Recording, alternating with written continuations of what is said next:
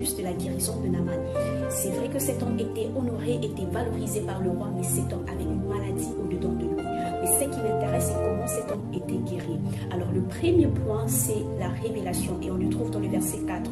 La Bible dit, lorsqu'ils ont pris en captivité les gens dans le pays d'Israël, il y avait une jeune fille, parmi les gens qui étaient en captivité, il y avait une jeune fille qui venait d'Israël. Et cette fille était au service de la femme de Naaman.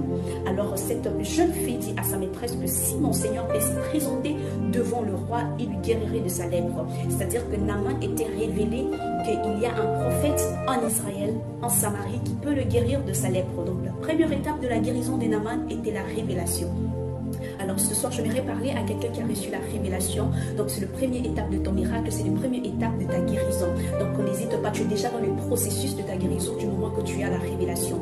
Mais la deuxième étape que j'aime, que Naaman a fait, que j'encourage les gens de faire, c'est que Naaman ne s'est pas retourné vers la jeune fille qui avait apporté